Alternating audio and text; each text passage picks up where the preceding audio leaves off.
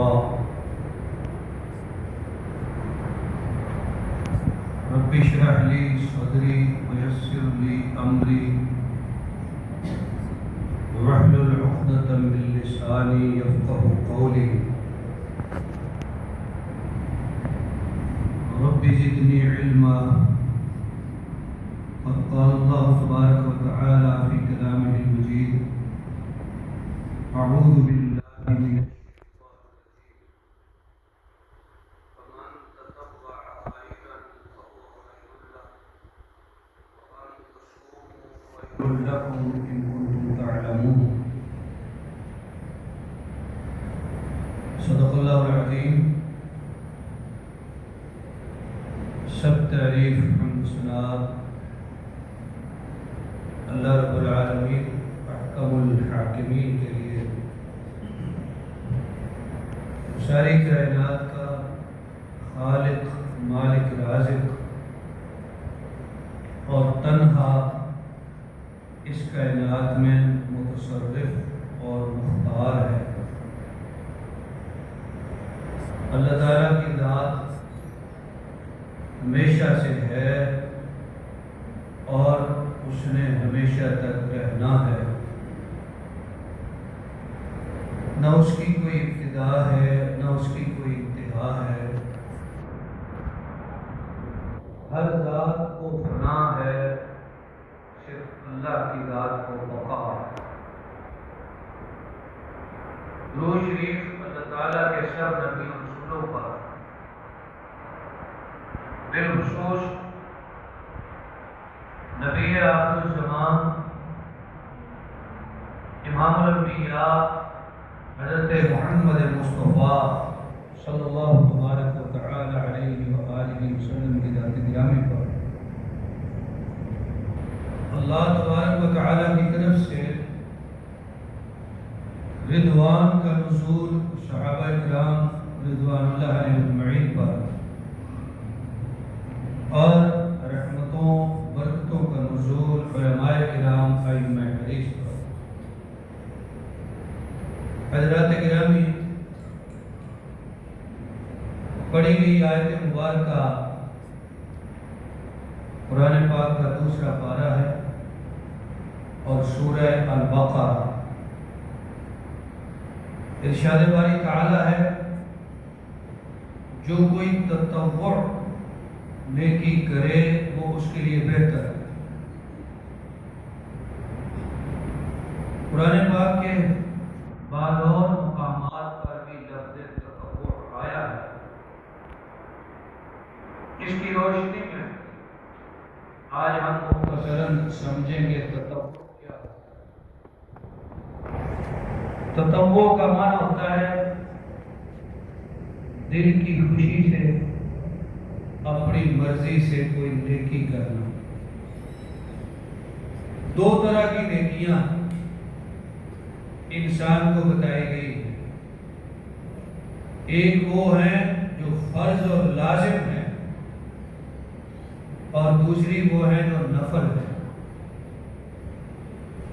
یہ جو نفلی نیکی ہے اسی کو تطوع کہا. یعنی بندے پر لازم نہیں ہے،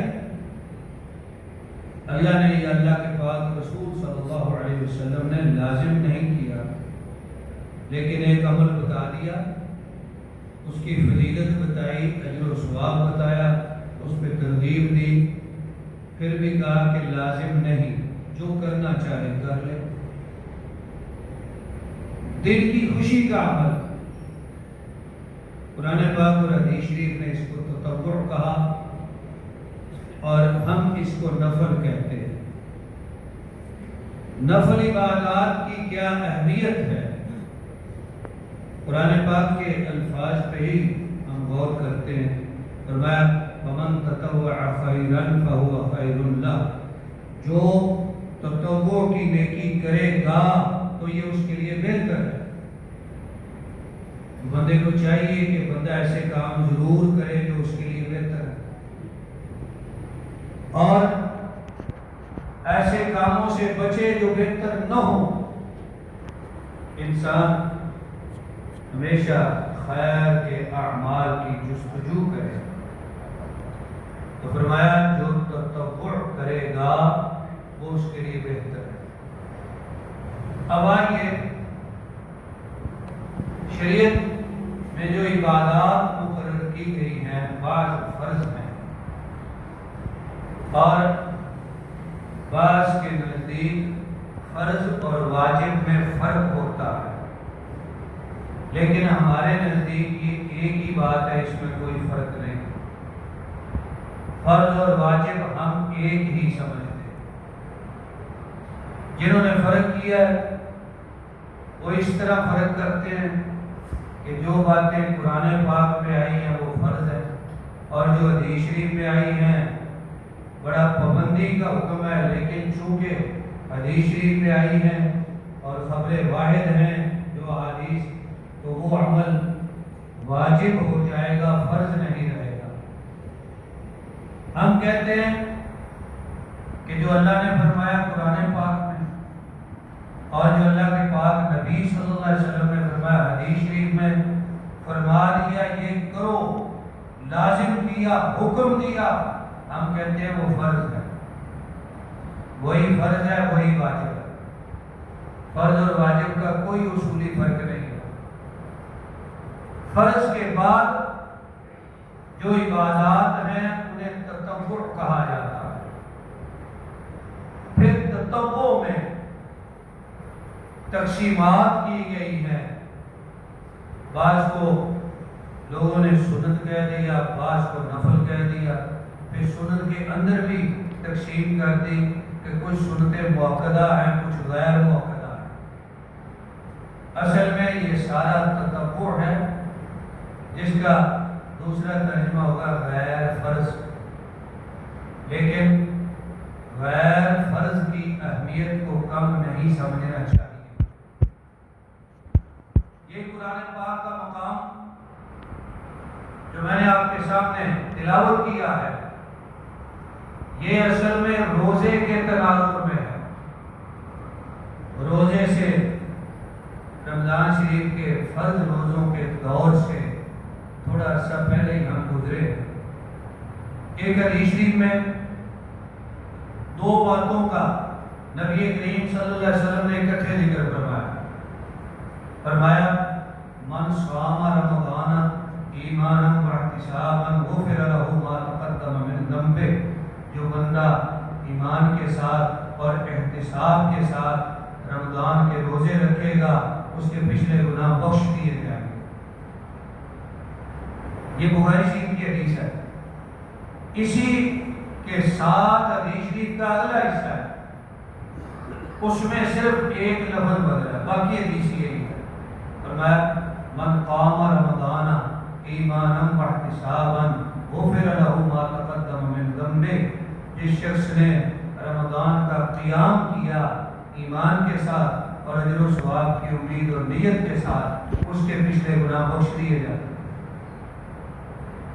اب یہاں قابل غور بات یہ ہے کہ روزہ فرض ہے، اور حدیث میں بھی فرمایا کہ یہ جو مہینہ آیا ہے جعل اللہ صیامہ فریضہ وقیام لیلہ تطوعا، اللہ نے اس مہینے کے روزے فرض کیے ہیں اور اس کی راتوں کا قیام تطوع بنایا ہے۔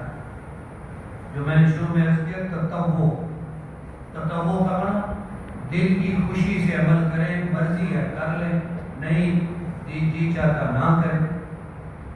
لیکن گزارش کا مقصد یہ ہے کہ اسی حدیث شریف میں ہم غور کرتے ہیں کہ ایک کام فرض ہے، اللہ کے پاک نبی صلی اللہ علیہ وسلم نے اس کا بھی وہی ثواب بیان کر دیا، اور ساتھ ہی ایک نفل عمل بتایا اور ثواب اس کا بھی وہی بیان کر دیا۔ اس کا مطلب یہ ہوا کہ نفل کی اہمیت کو کم نہیں سمجھنا چاہیے، نوافل کا اہتمام کرنا چاہیے۔ ایک صحابی آئے، عرض کی یا رسول اللہ صلی اللہ علیہ وسلم، میں جنت کا داخلہ چاہتا ہوں، تو جناب نے ارشاد فرمایا علیک بکثرت السجود، تجھے چاہیے کہ زیادہ سجدے کیا کر۔ زیادہ سجدے کیسے ہوں گے؟ بعض نماز کے سجود ہیں جو فرض ہیں، فرض نمازوں کے سجدے زیادہ کیسے ہوں گے؟ زیادہ اس طرح ہوں گے کہ فرض کے علاوہ بندہ نفل سجدے بھی کرے۔ اور اس طرح کے دو واقعات ہیں۔ دوسرا واقعہ اس طرح ہے، ایک صحابی آئے، حاضر خدمت ہوئے، عرض کی یا رسول اللہ صلی اللہ علیہ وسلم میں آپ سے کچھ سوال کرنا چاہتا ہوں، اور اس کے مزید پس منظر میں جائیے تو حدیث شریف میں آتا ہے کہ یہ صحابی رات کو نبی کریم صلی اللہ علیہ وسلم کے گھر کے دروازے کے باہر پڑے رہے۔ ایک دن جناب رسول اکرم صلی اللہ علیہ وسلم نے پوچھا تم یہاں کیوں پڑے رہتے ہو؟ عرض کی یا رسول اللہ صلی اللہ علیہ وسلم اس لیے کہ رات کے کسی پہر آپ کو کوئی کام پڑ جائے، آپ باہر نکلے، رات کو سارے سو رہے ہیں، تو میں چاہتا ہوں کہ میں آپ کے دروازے کے قریب پڑا رہوں، آپ مجھے حکم فرمائیں، میں آپ کا وہ کام کروں، اس لیے میں رات کو یہاں پڑا رہتا ہوں۔ جناب کو اس کا یہ جذبہ بڑا پسند آیا، تو ایک دن آپ نے خود ہی فرما دیا کہ تم کچھ سوال چاہتے ہو تو سوال۔ انہوں نے سوال کیا، عرض کی یا رسول اللہ صلی اللہ علیہ وسلم اسألک مرافقتک فی الجنہ، اے اللہ کے پاک نبی صلی اللہ علیہ وسلم میرا سوال ہے، میں آپ سے کچھ سوال چاہتا ہوں۔ سوال یہ ہے اسألک مرافقتک فی الجنہ، میں چاہتا ہوں اللہ مجھے جنت بھی دے دے اور جنت میں آپ کا ساتھ بھی دے، میں یہ مانگنا چاہتا ہوں۔ فرمایا فَأَعِنِّي عَلَى نَفْسِكَ بِكَثْرَةِ السُّجُودِ، میرے صحابی پھر اس کے لیے میں دعا کروں گا، لیکن ساتھ تجھے بھی محنت کرنی پڑے گی، عمل کرنا پڑے گا۔ عمل کیا ہے؟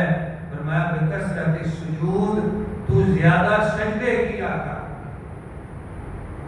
یہ ہے نوافل، نفل کے طور پہ سجدے۔ انسان کسی وقت خالی وقت دیکھتا ہے، خالی جگہ دیکھتا ہے، گھر میں یا مسجد میں، سجدے میں چلا جائے، سجدے میں پڑا ہو کے پڑا ہے کہ اللہ سے دعائیں کرے۔ کیوں؟ حدیث شریف میں آتا ہے کہ بندہ رب کے اس وقت سب سے زیادہ قریب ہوتا ہے جب سجدے میں ہوتا ہے۔ تو ایک تو سجدے کا وہ موقع ہے جو فرائض کے ساتھ ہے، لیکن اس میں ہم امام کی اور نمازیوں کی ان کے لحاظ سے ان کی پیروی کرتے ہوئے ہم زیادہ لمبا نہیں کر سکتے، اس میں زیادہ عجز و نیاز نہیں کر سکتے، آہ و جاری نہیں کر سکتے، اللہ کے ساتھ زیادہ تعلق جوڑ کے لمبی باتیں نہیں کر سکتے کہ فرض جو سجود ہیں نماز کے خاص طور پہ، ان میں جو نماز کی دعائیں تعلیم فرمائی گئی ہیں بس وہی پڑھی جائیں گی اور نہیں، لیکن نفل سجود کا بندہ اہتمام کرے، پھر سجدے میں پڑا رہے اور جو چاہے اپنے رب سے مانگ کر۔ حدیث شفاعت میں آتا ہے، صحیح بخاری اور مسلم کی حدیث، رسول کریم صلی اللہ علیہ وسلم فرماتے ہیں جب قیامت کا دن ہوگا اللہ تعالیٰ مجھے سب سے بڑا جو اعزاز عطا کریں گے وہ ہے گناہ گاروں کے لیے سفارش کرنا۔ اس کی کیفیت کیا ہوگی؟ فرمایا میں اپنے رب کے سامنے سجدے میں گر جاؤں گا، سجدہ کروں گا، اور میں وہاں لمبی لمبی دعائیں پڑھوں گا۔ بعد نے پوچھا یا رسول اللہ صلی اللہ علیہ وسلم کون سی دعائیں پڑھیں؟ تو جناب نے ارشاد فرمایا وہ دعائیں مجھے اب نہیں آتی، وہ اس وقت اللہ تعالیٰ مجھے سکھائیں گے۔ لمبا سجدہ ہو جائے گا، حتیٰ کہ اللہ کریم فرمائیں گے ارفع رأسک یا محمد سل تعطا واشفع تشفع، اے میرے محبوب سجدے سے سر اٹھائیے، مانگیے، جو مانگیں گے عطا کیا جائے گا، اور سفارش کیجئے، آپ جس کی سفارش فرمائیں گے قبول کر لی جائے گی۔ لہذا سجدے قرآن نے کہا واسجد واقترب، سجدے بندے کو رب کے قریب کرتے ہیں۔ تو نفل سجدوں کا اہتمام ہونا چاہیے، عام نفل عبادت، نفل سجدے، نفل روزے۔ ایک صحابی حاضر ہوا، عرض کی یا رسول اللہ صلی اللہ علیہ وسلم میں نفلی طور پہ ہر روز روزہ رکھنا چاہتا ہوں، فرمایا نہیں، اس کی اجازت نہیں۔ عرض کی کہ پھر ایسے کروں کہ 2 دن رکھ لیا کروں، 1 دن چھوڑ دیا کروں، فرمایا یہ بھی درست نہیں۔ کہا 1 دن رکھ لوں، 1 دن چھوڑ لوں، فرمایا چلو یہ کر لو۔ وذالک صوم داؤد، اسی طرح حضرت داؤد علیہ السلام کا روزہ تھا، اور فرمایا حضرت داؤد علیہ السلام کے روزے سے افضل روزہ نہیں ہو سکتا۔ پھر فرمایا میرے صحابی کیا میں تجھے ایک طریقہ نہ بتاؤں کہ جس طریقے کے مطابق تم روزے رکھ لو تمہاری زندگی بھر کے روزے ہو جائیں گے۔ پھر ارشاد فرمایا ہر ماہ میں 3 روزے رکھا کرو، اور اس کو بتائے، دن بھی بتائے، ایام 20، کہ جن دنوں کی راتیں زیادہ سفید ہوتی ہیں، یعنی جن راتوں میں چاند زیادہ کامل ہوتا ہے، 13، 14، 15 چاند کی تاریخ، فرمایا 3 روزے رکھا کرو۔ ہر عمل کا اجر کم از کم 10 کے ساتھ ہے، فرمایا 1 مہینے میں جب 3 روزے رکھو گے گویا 30 ہو گئے، پورے مہینے کے ہو گئے، اور ہر مہینے اس طرح کرو گے تو گویا تمہارے ساری زندگی کے روزے۔ اس لیے یہ بھی نوافل کے اہتمام میں سے ہے، نفل سجود کا اہتمام، نفل روزے کا اہتمام، اور نفل نمازوں کا اہتمام۔ جیسے کہ میں نے شروع میں گزارش کی کہ جو غیر فرض ہے وہ اصل میں نفل ہی ہے، یہ بعد میں تقسیم ہوئی کہ یہ نفل ہے، یہ سنت ہے، پھر سنت کے اندر تقسیم ہوئی یہ مؤکدہ ہے یا یہ غیر مؤکدہ ہے۔ یہ تقسیم کوئی اللہ نے یا اللہ کے پاک رسول نے یا صحابہ کرام نے نہیں کی، یہ بات کے اہل علم کی تقسیم ہے۔ صرف حضرت صلی اللہ علیہ وسلم کے عمل کی پابندی اور غیر پابندی دیکھ کر، جس پہ آپ نے زیادہ پابندی فرمائی اس کو سنت مؤکدہ کہہ دیا گیا، جس پہ کم فرمائی وہ غیر مؤکدہ ہو گیا، جس پہ کبھی کبھی عمل کیا اس کو لوگوں نے نفل کہہ دیا۔ یہ اصل میں سب تطوع ہے، غیر فرض ہے۔ اب ہم نمازوں کے ساتھ دیکھ لیں، نمازوں کے ساتھ دیکھ لیں، فجر کے ساتھ 2 رکعتیں، ظہر کے ساتھ 4 رکعتیں، پھر مغرب کے ساتھ 2، عشاء کے ساتھ 2، اور عصر سے پہلے 4 رکعتیں، یہ بھی غیر مؤکدہ ہے۔ حدیث میں آتا ہے، حضرت ام حبیبہ رضی اللہ تعالی عنہ فرماتی ہیں، صحیح مسلم شریف کی حدیث، فرمایا جس بندے نے 12 رکعتیں پڑھی، 12 رکعتیں پڑھی، ساتھ فرمایا من غیر فریضہ، فرض نہیں، خوشی سے نفل، فرمایا جس بندے نے 12 رکعتیں پڑھی دن اور رات میں، حضرت ام حبیبہ کہتی ہیں رسول اکرم صلی اللہ علیہ وسلم نے ارشاد فرمایا، صحیح مسلم شریف کی حدیث، فرمایا جس نے 12 رکعتیں پڑھی دن اور رات میں غیر فرض، وہ جنت میں داخل ہوگا۔ دوسری حدیث میں فرمایا وہ جنت کے دروازوں میں سے جس سے چاہے جنت میں داخل ہو۔ اب یہ 12 رکعتیں جو ہیں اس پہ ہم غور کریں تو نماز ظہر کے ساتھ ان میں سے آدھی رکھتے ہیں، 6 ظہر کے ساتھ ہیں اور 6 ادا، فجر سے پہلے 2، ظہر سے پہلے 4 اور 2 اس کے بعد، ظہر کے ساتھ 6 رکھتے ہیں، اور 2 مغرب سے پہلے،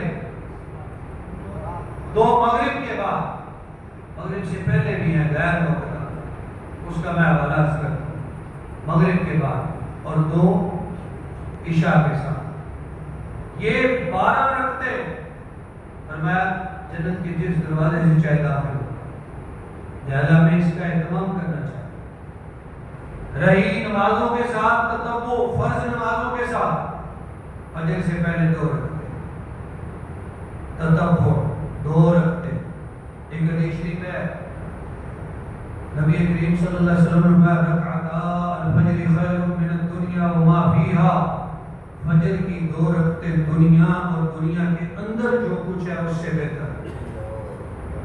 اندازہ فرمائیے دنیا کتنی بڑی ہے اور اس کے اندر کیا کیا دولتیں ہیں۔ فرمایا فجر کی 2 رکعتوں کی جو پابندی کرنے والا نفل 2 رکعتیں، اس کو اللہ نے جو اجر و ثواب دینا ہے، اس کی قیمت، اس کی اہمیت دنیا کی ساری دولتوں سے زیادہ ہے۔ اور اسی طرح ظہر کے ساتھ بیان فرمایا، اور عصر سے پہلے 4 غیر موقع، فرمایا رحم اللہ امرأ من کان یصلی 4 قبل صلاۃ العصر، اللہ اس بندے پہ رحمتیں نازل فرمائے، نبی کریم نے اس کے لیے دعا فرما دی، دعائے رحمت، اللہ اس پہ رحمتیں نازل فرمائے، برکتیں نازل فرمائے، جو نماز عصر سے پہلے 4 رکعتیں پڑھے۔ اب ظہر کے ساتھ 4 کا ذکر آیا، عصر کے ساتھ بھی آیا، اور بھی کئی ذکر آیا 4 کا، تو احادیث مبارکہ کی روشنی میں ہمارا موقف یہ ہے کہ یہ 4 جو ہیں بہتر ہے کہ 2 کر کے پڑھی جائے، الگ الگ کر کے، کیونکہ حضور کا فرمان ہے کہ دن اور رات کی نمازیں یعنی نوافل غیر فرض 2 رکعت ہیں۔ جب بندہ 4 رکعتوں کو 2 کر کے پڑھتا ہے تو اس میں وہ پہلے 2 پڑھتا ہے نئے سرے سے، اس میں ثنا، سورہ فاتحہ اور سورت، اور پھر اس میں تشہد، درود شریف، سلام پھیرنا، پھر 2 پڑھتا ہے، تو اس طرح الگ الگ 2 کر کے تاکید فرما۔ تو نمازوں میں بھی نوافل کا اہتمام ہے، روزے میں بھی نوافل کی اہمیت ہے، سجود میں بھی نوافل کی اہمیت ہے، خرچ کرنے میں ایک انسان پہ خرچ لازم ہے کہ اس کا مال نصاب کو پہنچتا ہے، اس پر سال کے بعد زکوٰۃ لازم آتی ہے، یہ فرض خرچ ہے۔ اسی طرح فطرانہ یہ بھی فرض خرچ ہے جو کرنا پڑے گا ہر ایک، لیکن اس کے علاوہ بھی انسان نفلی طور پہ صدقہ خیرات کرے۔ حدیث شریف میں واضح آتا ہے کہ صدقہ انسان پر آنے والی مصیبتوں کو دور کرتا ہے، اور صدقہ اللہ تبارک و تعالیٰ کے غضب کو کم کرتا ہے۔ اس صدقہ سے مراد نفل ہے، نفل خرچ، انسان اس کا اہتمام کرے۔ آئیے نوافل کی جو نمازیں ہیں ان میں ایک مسئلہ جو ہے قابل ذکر ہے، وہ یہ ہے کہ انسان کوشش کرے کہ نوافل کا اہتمام گھر میں بھی کرے۔ جناب نے ارشاد فرمایا کہ اجعلوا من صلاتکم فی بیوتکم، اپنی نماز کا کچھ حصہ اپنے گھروں کے لیے بھی رکھ لیا کرو۔ اور صحابہ کرام رضوان اللہ علیہم اجمعین، خود نبی کریم صلی اللہ علیہ وسلم یہ جو صبح کی 2 سنتیں ہیں جن کی بڑی اہمیت عرض کی جا رہی، سب گھر سے پڑھ کے آتے ہیں، اور زیادہ تر گھر سے پڑھ کے آتے یا جا کے گھر پڑھتے؟ ایک حدیث میں فرمایا کہ اپنے گھروں میں نماز کا حصہ رکھو اور اپنے گھروں کو قبرستان نہ بناؤ، کہ قبرستان وہ مقام ہے جہاں نماز نہیں پڑھی جاتی، یا قبرستان وہ مقام ہے جہاں خاموشی ہے، کوئی بول نہیں رہا۔ تو اپنے گھروں کو اللہ کے ذکر سے آباد کرو اور رونق کرو، فرمایا اپنی نماز کا حصہ۔ لیکن نفل نماز ہو یا روزہ ہو یا کچھ اور، اس میں یاد رکھنے کی بات یہ ہے، نبی کریم صلی اللہ علیہ وسلم نے فرمایا اکلفوا من العمل ما تطیقون، اتنا عمل کیا کرو جتنی طاقت ہو، فإن اللہ لا یمل حتی تملوا، اللہ تعالیٰ نہیں اکتاتا تم اکتا سکتے ہو۔ لہذا نوافل کی، روزہ ہو، نماز ہو، خرچ ہو، نوافل کی انسان جو بھی عادت ڈالے وہ ایسی عادت ہونی چاہیے جو اس کی طاقت اور استطاعت میں ہو، اس کی استطاعت سے بڑھ کر نہ ہو۔ شریعت نے یہ بات واضح فرمائی۔ اب آخر میں نوافل کے اجر و ثواب اور اہمیت ذکر کر کے بات ختم کی جاتی ہے۔ صحیح بخاری اور مسلم کی حدیث میں فرمایا، اللہ تبارک و تعالیٰ فرماتے ہیں حدیث قدسی جس میں اللہ تعالیٰ کا فرمان ہے اور وہ فرمان قرآن کریم میں نہ ہو، حدیث قدسی فرمایا اللہ تبارک و تعالیٰ فرماتے ہیں کہ کوئی بندہ میرا محبوب بننے کے لیے کوئی عمل اختیار کرے تو فرائض سے بڑھ کر مجھے کوئی عمل پسند نہیں ہے۔ یعنی جو بندہ اللہ کا قرب حاصل کرنا چاہتا ہے اس کو چاہیے کہ وہ عمل کرے جو اللہ نے فرض کیے۔ ایک بندہ فرض نماز چھوڑ دے، فرض روزہ چھوڑ دے، ان کی جگہ پہ کوئی اور کام کرتا ہے، کہ یہ اس کی بڑی اہمیت ہے، تو اس کو اللہ کی محبت، اللہ کا قرب اور اللہ کی رضا ملنے والی نہیں۔ کیوں؟ اللہ تبارک و تعالیٰ خود فرماتے ہیں کہ میرے فرائض سے بڑھ کر میری محبت کا اور کوئی راستہ نہیں ہے۔ یہ فرائض کی بات ہوئی، ساتھ ہی نوافل کی بات فرما دی حدیث قدسی۔ اللہ تبارک و تعالیٰ فرماتے ہیں وما یزال عبدی یتقرب الی بالنوافل، میرا بندہ نوافل کے ساتھ میرا قرب حاصل کرتا رہتا ہے حتیٰ کہ میں اس کا سمع بن جاتا ہوں جس سے وہ سنتا ہے، میں اس کی بصر بن جاتا ہوں جس سے وہ دیکھتا ہے، میں اس کا ہاتھ بن جاتا ہوں جس سے وہ پکڑتا ہے، اور پھر فرمایا پھر وہ مجھ سے دعا کرتا ہے تو میں اس کی دعا قبول کرتا ہوں۔ صحیح بخاری شریف کی اس حدیث شریف سے بات معلوم ہوئی کہ نوافل اللہ کے قرب کا ذریعہ ہے، اور یہ بات معلوم ہوئی کہ نوافل دعاؤں کی قبولیت کا ذریعہ ہے۔ لہذا نوافل کی اہمیت کو کم نہیں سمجھنا چاہیے، اس کی کوشش کرتے رہنا چاہیے۔ اور ایک حدیث میں اس طرح فرمایا، صحیح حدیث ہے، فرمایا قیامت کا دن ہوگا، کسی بندے کا حساب لیا جا رہا ہے، اس کے فرائض کم ہو گئے، اللہ تبارک و تعالیٰ فرمائیں گے انظروا هل لعبدی من تطوع، فرشتوں دیکھو میرے بندے کی نیکیوں میں کوئی تطوع ہے۔ تطوع سے میں نے آغاز کیا تھا، دیکھو میرے بندے کی نیکیوں میں کوئی تطوع ہے۔ تطوع وہ نیکی جو فرض نہیں، خوشی سے کی، نفل۔ تو فرشتے گزار ہوں گے جی پروردگار عالم اس کی نفلی نیکیاں بہت ہیں، تو اللہ تبارک و تعالیٰ فرمائیں گے اس کے جو فرائض کم ہو گئے نا ان کی جگہ پہ نفل ڈال کے اس کا حساب برابر کر۔ اس لیے میرے بھائی نوافل کی اہمیت کو ہم اپنی زندگی میں کبھی کم نہ سمجھیں، اور یہ زندگی کہ جس کا اعتبار نہیں، آپ نے دیکھا، میں نے دیکھا، اچانک اچانک وفیات ہو جاتی ہے، اچھا بھلا بندہ، لوگ کہتے ہیں ابھی مجھے ملا تھا، ابھی چلا گیا دنیا سے، اچانک اموات۔ اللہ نے ہر ایک کا وقت لکھا ہے، بتایا نہیں، لکھا ضرور ہے، اس سے بچنا نہیں کسی نے، اسی راہ سے، اسی قانون سے سب نے گزرنا ہے۔ تو یہ زندگی عارضی اور فانی ہے، اس میں انسان اپنے لیے کوشش کرے کہ زیادہ سے زیادہ فرائض کے ساتھ ساتھ نوافل کو بھی جمع کرے۔ اللہ تعالیٰ مجھے اور آپ کو توفیق عطا فرمائے، آمین۔ وآخر دعوانا ان الحمد للہ رب العالمین۔